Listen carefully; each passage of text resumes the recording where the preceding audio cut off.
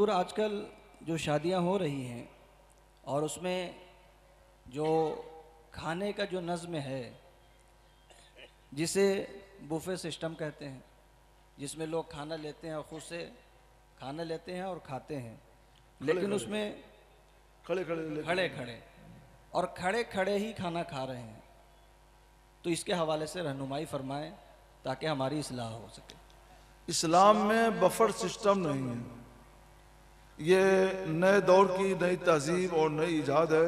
मुसलमान इससे बचें।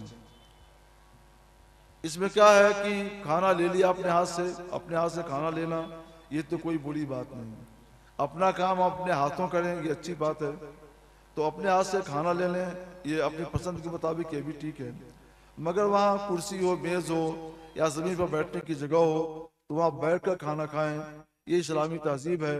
सरकारी सलाम की सुन्नत यही है कि बैठकर खाना खाएं। और खड़े होकर खाना खाना ये इस्लामी तरीके के खिलाफ है और ये दूसरों का शियार है। इससे बचें और अपने आप को इससे महफूज रखें। मुस्लिम घरानों में, मुस्लिम शादियों में, मुस्लिम इलाकों में हरगिज हरगिज इसको रिवाज न किया जाए।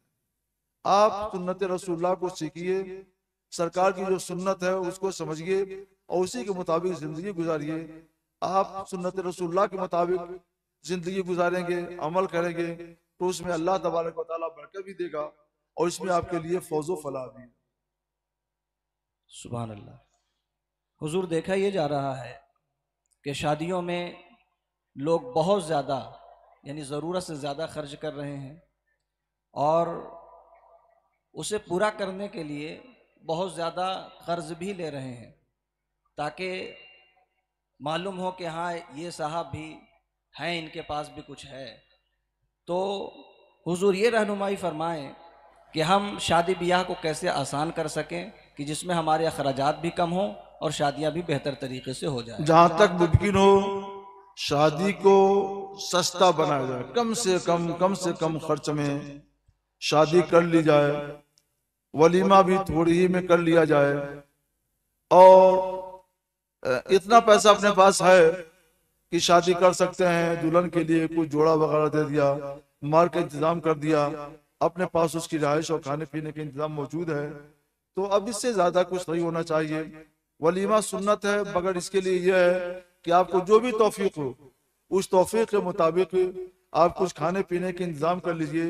ये नहीं है कि 1,000, 2,000, 1,500 लोगों को दावत दीजिए और 8-8, 10-10 किस्म के खाने तैयार कराइए। ये और वो भी कर्ज लेकर ये सब करना इसराफ और फजूल खर्ची के दायरे में आता है। आप इसराफ और फजूल खर्ची करके अपने को तबाह ना करें। नामो नमूद के लिए आप अपने को बर्बाद ना करें। शादियों को सस्ता बनाएं, कम से कम खर्च में कम दाम का कार्ड छपवाइए और अगर इसी इतनी इस्तात नहीं है तो ज़बानी तौर पर लोगों को दावत दे दीजिए।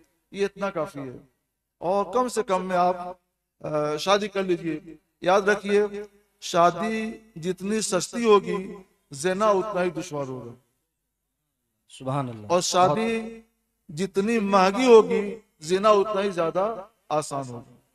आज लोगों ने शादियों को महंगा से महंगा कर दिया। दुनिया देख रही है कि उड़ियानियत, बेपर्दगी और फहाशी किस कदर उरूज को पहुंच रही है। इससे बचिए, कर्ज मत लीजिए और कम से कम खर्च में अपनी शादियां, अपने बाल बच्चों की शादियां कर लीजिए। हुजूर, शादियों के ही हवाले से कि उसमें लोग ढोल बाजे पटाखे इस तरह की सारी चीजें जो है शादियों में कर रहे हैं। ढोल बाजे आतशबाजी ये सब तो नाजायज है। ऐलान का हुक्म है, आलिनुन निकाह, निकाह अलानिया करो। तब इसके लिए मजलिस निकाह हो, गवाह हो, वो काफी है। या एक आध दफा बंदूक के फैर कर दिए तो ये चल सकता है। लेकिन आतशबाजी जिसकी वजह से लोगों को जर पहुंचता है, उससे फजा आलूदा होती है, हम इसकी इजाजत नहीं देते। आतिशबाजी से बचिए, पैसे में आग मत लगाइए और कर्ज मत लीजिए और ढोल बाजे ताशे ये मत बजाइए। ढोल बाजे वगैरह इस तरह के जो बाजे हैं ये सब के सब नाजायज हैं, हराम हैं हदीस में हुजूर अक़दस सैयद आलम सल्लल्लाहु ताला अलैहि वसल्लम ने लाओ लगीब से ममानत फरमाई, मुसलमान का हर लाओ लईब बातिल है सिवाय तीन चीजों के। तो जो लाओ लईब बातिल है यानी हराम और गुनाह है, उन्हें भी ये ढोल बाजे ताशबी आते हैं। हुजूर खास कर इस झारखंड इलाके में एक ये है कि जब किसी का इंतकाल हो जाता है तो कफन देकर और जो जनाजे की जो खाट होती है उसमें रख कर, यानी जब जनाजा उठने लगे उससे पहले गांव के जो लोग होते हैं या जो जनाजे में शिरकत के लिए आए हैं वो सब खड़े हो जाते हैं और खड़े होकर सलातो सलाम पढ़ते हैं। सलातो सलाम होने के बाद फिर जनाजे को उठाते हैं और कब्रिस्तान लेकर जाते हैं। ये इस इलाके में खासकर ये रिवाज है। तो हुजूर इस तरह का अमल कैसा है? सलातो सलाम तो कोई 24 घंटे पढ़े मुस्ताहब है, जायज है, इसमें तो कोई कराम नहीं है। मगर खास जनाजा उठाने के मौके से सलातो सलाम पढ़ना इस तौर पे आदत बनाकर पढ़ना कि लोग ये समझें कि जनाजे की एक सुन्नत ये भी है और लोग गलत फहमी के शिकार हो नहीं चाहिए। आदत बना लेंगे तो बहुत से लोग जो दीन के मसाइल नहीं जानते, जनाजे का काम नहीं जानते, वो इस गलत फहमी का शिकार हो सकते हैं। लिहाजा इससे बचें। आप 24 घंटे पढ़िए मगर आहिस्ता पढ़ लीजिए, जहां जरूरत हो बुलंद आवाज से पढ़ लीजिए, मगर खास जनाजे के मामूलात में इसको मत शामिल करें। इससे मौसम सरमा गुजर रहा है और इसमें यह है हजरत कि लोग सर्दियों में हीटर का इस्तेमाल करते हैं अपने कमरे में, हीटर कि जिससे गर्मी हो। तो सवाल ये है कि वो सामने हो, सामने और कोई शख्स नमाज पढ़ रहा हो तो क्या ये नमाज दुरुस्त होगी? इसलिए कि कुछ लोगों का कहना ये है कि आग के सामने सजदा करना तो ये मजूसियों का तरीका है। तो क्या ये अमल कि हीटर सामने हो और कोई नमाज पढ़ रहा हो कि गर्म महसूस भी हो नमाज भी हो जाए, तो ऐसी सूरत में क्या हुक्म होगा? ऐसा नहीं है जी। जो आतश परस्त सामने आग का अलाव जलाते थे, बड़े बड़े तोते जलाते थे और उसकी वो परस्तिश करते थे, तो इसमें ऐसी कोई बात नहीं है। ये जायज व दुरुस्त है।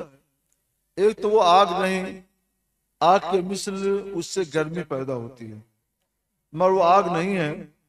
और ऐसी चीजों को आगे रखकर कभी वो परस्तिश नहीं करते हैं, उनका ये तरीका भी नहीं है। ये ममनू है, इसकी ममानत है उनसे तशब्बुह की वजह से, मुशाबत की वजह से, मगर इसमें उनसे मुशाबत नहीं है। मसलन लालटेन आगे रख दिया ताकि रोशनी रहे, बल्ब जला लिया, कई बल्ब जला लिए रोशनी के लिए, ट्यूबलाइट जला लिए रोशनी के लिए, या इस तरह का और कोई काम जैसे चिराग जला लिया, मोमबत्ती जला ली, शमा जला ली, तो ये मकरूह नहीं है, क्योंकि वो इसको आगे रख करके इबादत नहीं करते हैं।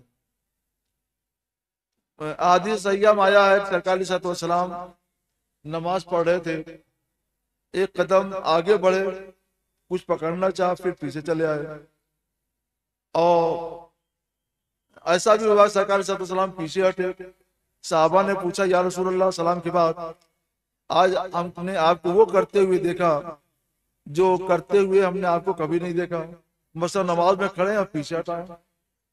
तो सरकार सलाम ने फरमाया कि जिस वक्त तुमने मुझको देखा कि मैं एक कदम पीछे हट रहा हूँ, उस वक्त जहन्नम मेरे सामने कर दी गई थी और उसकी वजह से मैं पीछे हटा। सुभान सुभान। तो वो तो एक अलाव के हजारों अलाव से बढ़कर है, बेशक, मगर उसकी वजह से नमाज पर कोई असर नहीं पड़ा, क्योंकि ऐसी आपको सामने रखकर मजूस बुत परस्ती नहीं करते, ऐसी आग की पूजा नहीं करते। तो जिस आग की वो पूजा करते हैं वो आग सामने होगी तो उस वक्त हुक्म कराते होगा, नमाज में पूरी तहरीमी होगी। लेकिन जहन्नम की आग सामने हो जाए किसी के तो नमाज में पूरी तहरीमी नहीं होगी, या लालटेन हो या मोमबत्ती हो या इस तरह की और कोई चीज हो तो नमाज में पूरी तहरीमी नहीं होगी, मकरूही नहीं होगी। ऐसे ही बल्ब हो, ट्यूबलाइट हो, नमाज मकरूह नहीं होगी। ऐसे ही अगर हीटर जल रहा हो ताकि कमरा गर्म रहे, सुकून के साथ आदमी रहे, आदमी नमाज पढ़े, तो ये भी जायज व दुरुस्त है, इसमें कोई कराहत नहीं। सुभान अल्लाह।